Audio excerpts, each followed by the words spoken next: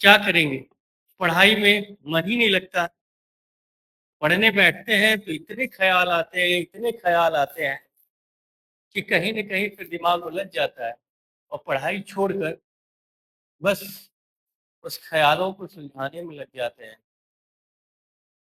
बिना पढ़े तो कुछ होना नहीं है और पढ़ पा नहीं रहे हैं। इस उलझन से आप जूझ रहे हैं ना, या आपकी अकेले की उलझन नहीं है। कमोबेश हर विद्यार्थी की ये उलझन है।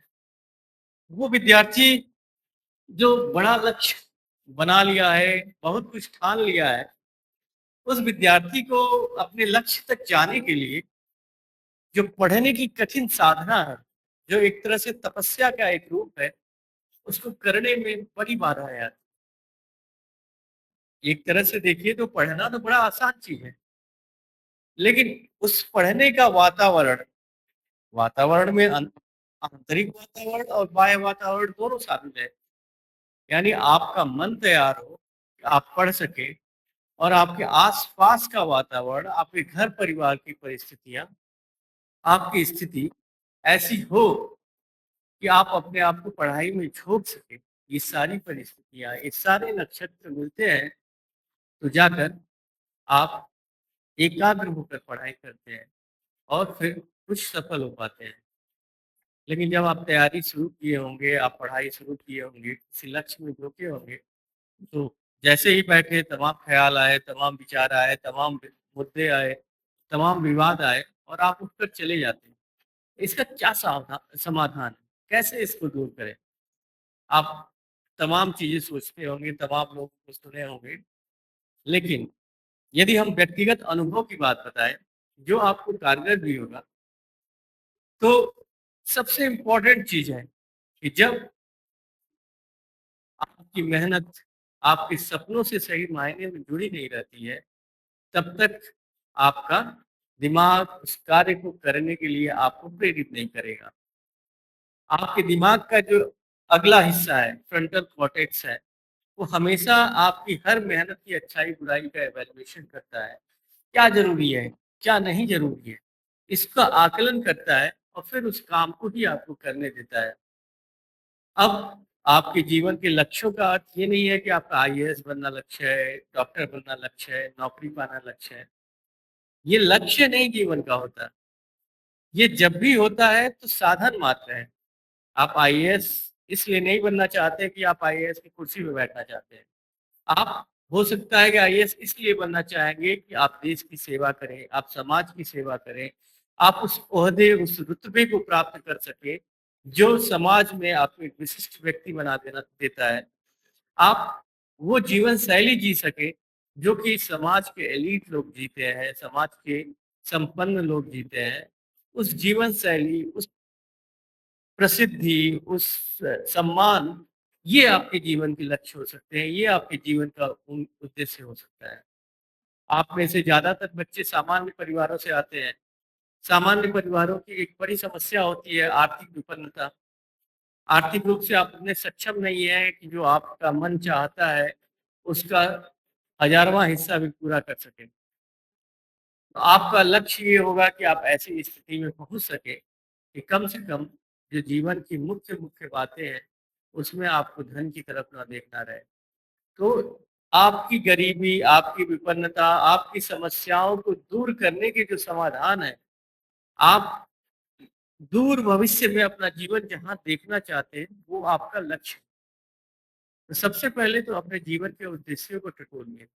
आप क्यों पढ़ रहे हैं? पास होने के लिए? नहीं। डिस्टिंक्शंस के लिए? नहीं। कोई एक नौकरी पाने के लिए? आखिर नौकरी में ई हटा दीजिए, क्या बचता है आप भी जानते हैं। इसके लिए कोई नहीं पढ़ता। पढ़ता है तो अपने जीवन को वो रूप, वो रंग, वो अंदाज़ देने के लिए कि वो चाहता है, अपने आप को जहाँ वो देखना चाहता है। इसलिए आज ही आप अपने सपनों को आज अच्छे से अलाइन करिए और अलाइन करके आप उनको देखिए, उनको सँवारिए और उसके लिए बताइए कि ये अध्ययन, ये अध्यापन आपके जीवन में ये सारे बदलाव लाने में सक्षम है। डॉक्टर भीमराव अंबेडकर ने शिक्षा की इतनी प्रसन्नता की, सिर्फ इसलिए नहीं कि ज्ञान का वो साधन है, इसलिए कि शिक्षा आपकी सामाजिक समानता का, आपके आत्मबल का, आपके शौर्य का, आपके सम्मान का साधन है। उन्होंने कहा जो शिक्षा वो शेरनी का दूध है, जो जितना पिएगा उतना दहाड़ेगा। शिक्षा के रथ पे सवार होकर आप सत्ता को पा सकते हैं। तो शिक्षा का जो उद्देश्य होता है वो बहुत व्यापक होता है, और जब इस व्यापक उद्देश्य के लिए पढ़ेंगे तो आपका लक्ष्य, आपकी ज़रूरतें, आपकी मुसीबतें आपको लगातार प्रेरित करेंगे कि पढ़ो। तुम्हारे दुखों का निवारण इस अध्ययन में है। तो आप खुद ब खुद पढ़ते रहेंगे। आपके मन में जो तनाव आएगा, उस तनाव का निवारण इस किताब में है। आपके मन में जो द्वंद आएगा, उस द्वंद का निवारण इस पुस्तकों में है, इस सफलताओं में है। तो ये जब आपके मन और विचार में बड़े सटीक ढंग से मूलबद्ध हो जाएगा, तो आप अच्छा अध्ययन करेंगे, अच्छा कार्य करेंगे। अब दूसरी इसमें जो सबसे इम्पोर्टेंट टेक्नीक होती है कि आप अपने आसपास के डिस्ट्रैक्शंस को हटाइए। जैसे-जैसे आप में संपन्नता आएँगी या आप और बड़े होते जाएँगे, तो आस-पास तमाम तरह के ऐसे डिस्ट्रैक्शन से अपने आप को घेर लेंगे। जैसे सपोज़ दैट कि आप सोशल मीडिया का यूज़ ज़्यादा करते हैं, फ़ोन का ज़्यादा यूज़ कर रहे हैं, या फ्रेंड्स हैं, कलीग्स हैं, जिनसे आपका अटैचमेंट कुछ ज़्यादा है, उनके साथ बहुत लंबा-लंबा समय बिता रहे हैं। इन सारी चीज़ों को आप जब तक थोड़ा कंट्रोल नहीं करेंगे, तब तक वो अध्ययन में डिस्ट्रैक्शंस का काम करती रहेगी और आपकी पढ़ाई को रोकेगी। आप इंटरनेट का यूज़ एक लिमिटेड टाइम तक करिए, जैसे ही आप इंटरनेट को क्लोज़ करेंगे, वैसे ही आप बहुत सारी समस्याओं से बच जाएँगे, बहुत सारे डिस्ट्रैक्शन से बच जाएँगे। कुछ समय के लिए मोबाइल हमेशा दूर रखिए। जो दोस्त आपको ज़्यादा लायबिलिटी या आपकी सफलता में बाधक बने, वो सही मामले में दोस्त नहीं, आपके लिए डिस्ट्रैक्शंस ही। जो आपका अपना होगा, वो आपको पढ़ने में, आगे बढ़ने में सपोर्ट करेगा, और जो नहीं करता है, वो बस सुख के सब साथी, दुःख में न वाला मित्र है।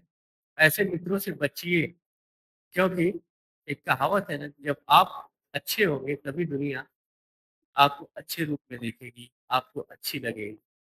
और जिस दिन आपका सब कुछ खराब हो जाएगा, तब पूरी दुनिया भी आपको नाराकारा, नालायक मानने लगेगी।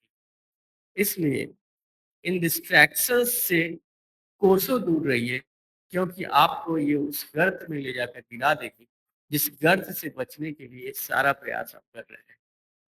तो एजुकेशन का ये डी एजुकेशन है, मतलब शिक्षा से जो पाना चाह रहे हैं, डिस्ट्रैक्शंस उस उतना ही उसे दूर करती है। आज ही कुछ न कुछ डिस्ट्रैक्शंस को आप धीरे-धीरे हटाइए। हमारी एक वीडियो होगी जिसमें हम हैबिट्स को बिल्ड करने पे या खराब हैबिट्स को हटाने के बारे में बात करेंगे। उसको आप देखिएगा। मेन है कि जो आपके डिस्ट्रैक्शंस है, कहीं न कहीं आपकी हैबिट्स से आते हैं, और हैबिट्स वो होती है जो सबकॉन्शियस माइंड में इतना आसानी से पिरो दिया गया है, आप कब उनको करने लगते हैं, कैसे करने लगते हैं, आपको समझ में ही नहीं आता। आप कुछ प्रसन्नताओं, कुछ अच्छे एहसास के लिए उनके चंगुल में फँसकर अपना समय और धन बर्बाद करते हैं। तो इसके लिए लगातार थोड़ी आपको प्रैक्टिस करनी पड़ेगी, सायास प्रयास करना पड़ेगा, और जब करेंगे आप, तो निसंदेह अपनी बुरी आदतों को हटा के अपने आप का ज़्यादा से ज़्यादा समय पढ़ाई में लगा सकते हैं। थर्ड, एक बात जो हम अपने पढ़ने के दौरान बहुत हद तक यूज़ करते थे, और ज़्यादातर लोग तो बोलते हैं कि छोटे-छोटे स्लॉट्स में पढ़ाई करनी चाहिए, जिसको पोमोडोरो टेक्निक कहते हैं।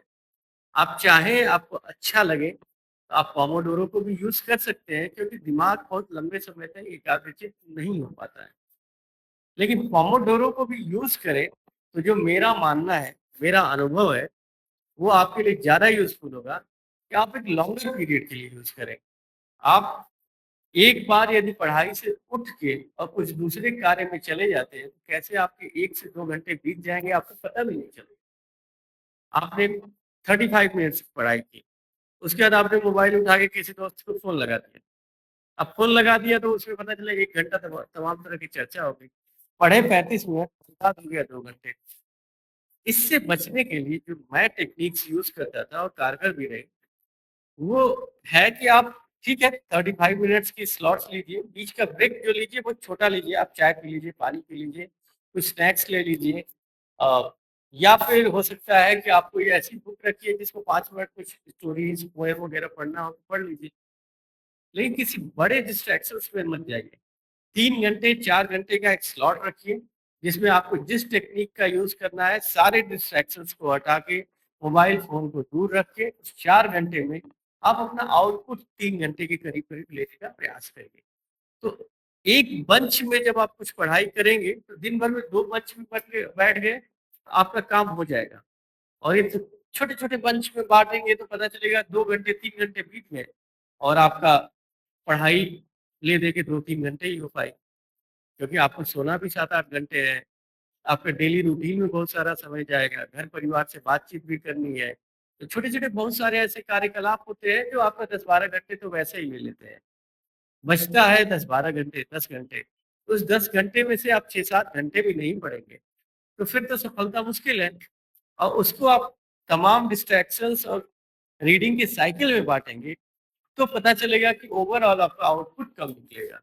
और एक बड़ा चंक की सुबह आप 6 ओ क्लॉक से बैठे, तो 10-11 ओ क्लॉक के बीच में आप 3 से 4 घंटे पढ़ाई कर लीजिए, फिर उठिए आराम से, खाइए-पीजिए, जो करना है करिए। 2-3 बजे फिर बैठिए, 3 बजे से लेके आप 7 या 8 बजे का एक स्लॉट ले लीजिए, उसमें आपके 3 घंटे, आपकी 6 घंटे की पढ़ाई यहाँ से निकल आएगी। उसके बाद आप शाम के समय में यदि 1 घंटा और पढ़ सके, खा-पी के 9 से 10 या 10 से 11, तो वेल एंड गुड। नहीं भी पढ़ पाते हैं तो आप 6 घंटा पढ़ चुके हैं दिन भर।